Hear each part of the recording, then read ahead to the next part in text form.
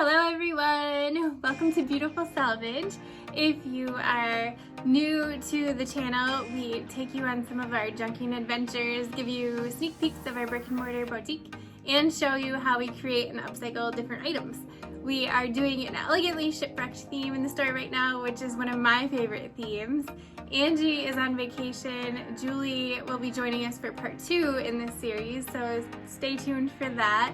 And you get me for part 1 in this video. If you like what you see today, we would love to have you join us on our YouTube journey, and don't forget to subscribe to our channel. Thank you for watching. So for this group of projects, I had 2 frames and 2 trays that I got on the 100 Mile Garage Sale Adventures. I did the base of all 4 projects in the same finish. When I do groups of items in the same finish, it allows me to get projects done faster, which helps out when I need so much inventory for the boutique. I chose to do a chippy paint technique using Vaseline. I suppose you could use any kind of petroleum jelly, but I just had Vaseline on hand. So I decided to spray all of my pieces in a dark navy blue. I thought that would go along well with the nautical theme. And then once that paint was dry, I added the Vaseline in areas that I wanted the paint to be chippy. The more surface area that is covered with the Vaseline, the chippier finish you'll get. I've never done an extreme chippy finish with petroleum jelly, but I'm kind of tempted to try it soon just to see how it turns out. But I just do little spots here and there and dab the Vaseline on, maybe in the corners or on the edges. Now to paint over the Vaseline and the entire piece, I have used chalk paint, I've used milk paint, and I've also used latex paint. I wouldn't recommend using an oil-based paint just because I think that it would harden and you wouldn't be able to wipe it off as well as a water-based paint and get that chippy look that we're going for. So for these particular projects, I used Rust-Oleum milk paint in their white linen color. And I did end up coating these twice. When you do end up coating things twice over the Vaseline, it does take a little bit more of a brisk rub to rub that petroleum jelly off and get the chippy look. Once those 2 coats of paint were dry, I took a damp microfiber rag and I just rubbed briskly, and as you can see, the paint starts to chip off in the areas that you applied the petroleum jelly, which is really cool and kind of fun to watch as it takes on a fun new character. I use a damp microfiber rag just so that it cleans that petroleum jelly off the piece, and then it also allows the milk paint to get kind of a wet, distressed look as well. Once my pieces were all rubbed down and the Vaseline was rubbed off, I started making my artwork for inside the frames. For those of you who have been following along so far, you probably have seen me use this old siding from an old farmstead that we took down, and I decided to use it in these projects as well. I cut the pieces to fit inside the frame. I overlapped the pieces in this frame kind of the opposite way they were supposed to be overlapped, just because I liked the dark stripe through the board. I glued the pieces in, and I don't know what it is. I always end up ruining the nozzles of my glue, so here I'm just sticking the paintbrush into the glue bottle, and it worked fine, but I'm gonna have to find a better way of doing this. I was just too impatient and wanted to get it done, so I just grabbed a paintbrush and went at it with a paintbrush. After gluing, I used my trim nailer to nail the siding together and then nailed nails at a slant in order to secure the siding to the frame.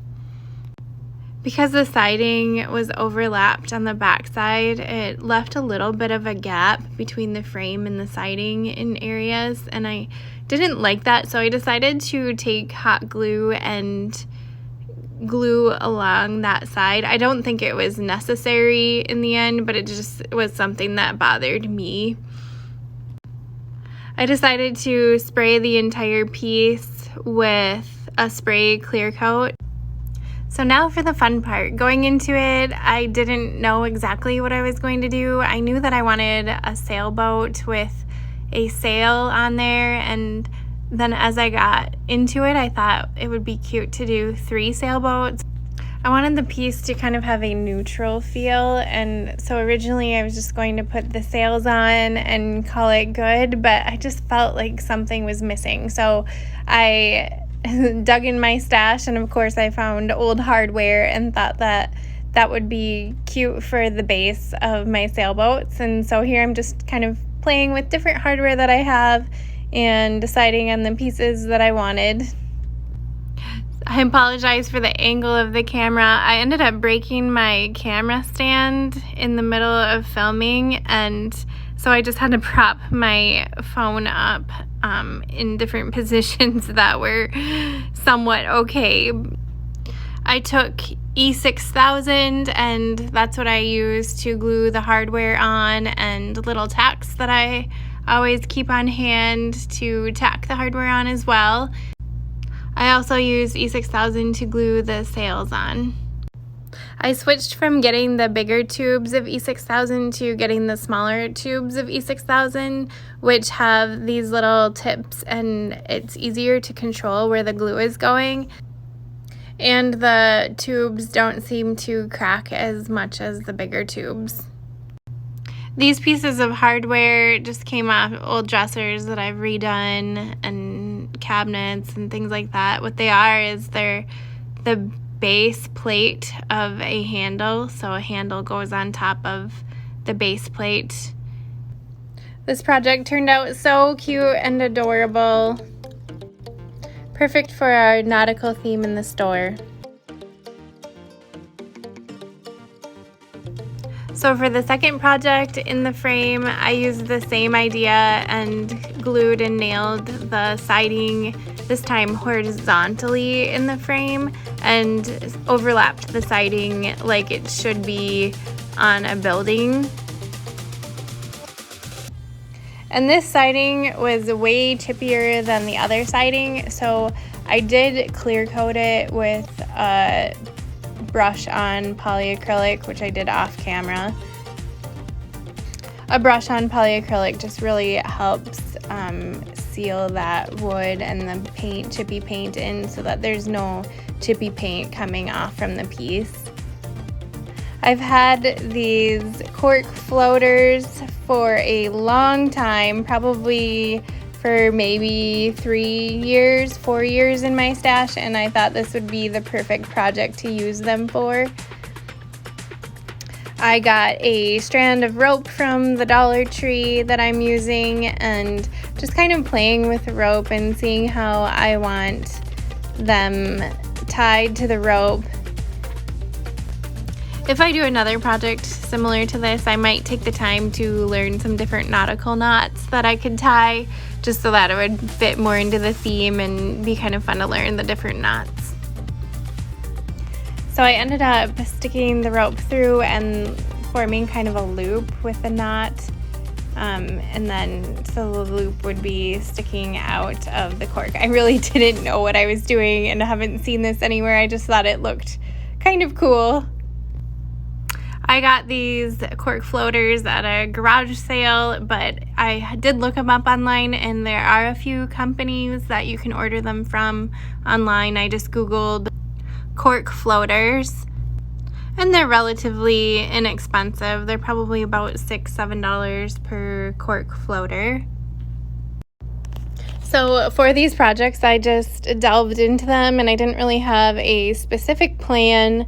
I just kind of worked with what I had, and I hadn't thought through attaching the corks to the board, and I didn't want to screw it because I didn't want the screw to show. So first I tried to nail through the back side of the board, which didn't work, and then I decided to glue the points that the cork would touch the siding, and then go at an angle with my trim nailer, and that worked really well to secure the corks to the backboard.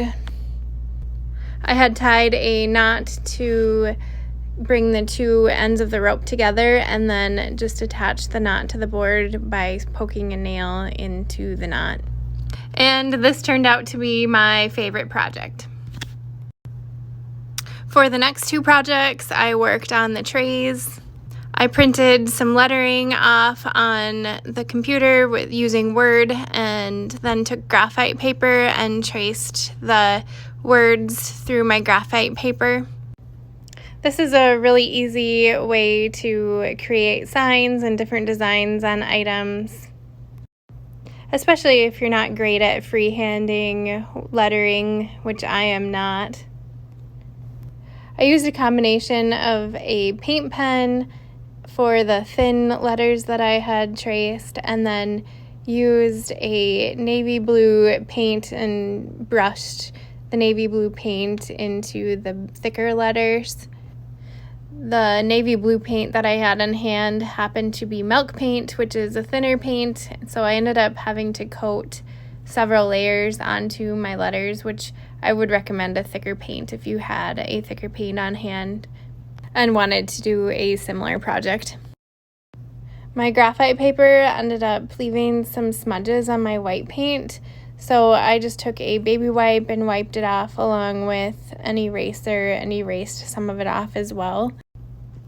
There's something just satisfying about watching paint go on a piece, especially in fast motion.